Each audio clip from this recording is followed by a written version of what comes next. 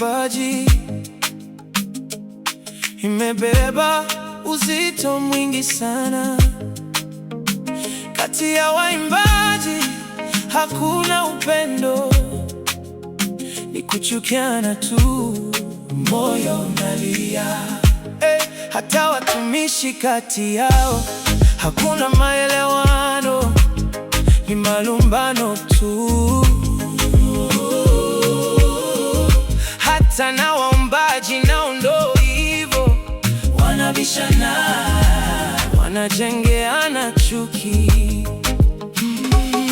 Hayo yote yanaonyesha dalili za kurudi kwake Yesu, ila wengi hawafikiri. Kwa nini kati yetu hakuna upendo? Tunayemtumikia ni nani sasa?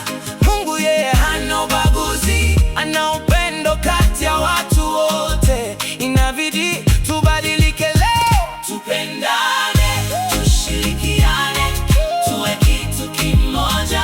Tupendane, tushirikiane, tuwe kitu kimoja. Tupendane, tushirikiane, tuwe kitu kimoja. Tupendane, tushirikiane, tuwe kitu kimoja. Sio sauti tu, ni moyo safi. Sio jina tu, ni kweli ya ndani.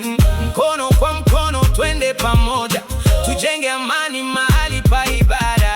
Ukiona ndugu ameanguka, simame naye, mshike tena. Tusipigane juu ya cheo, bali tushuke chini kwa unyenyekevu.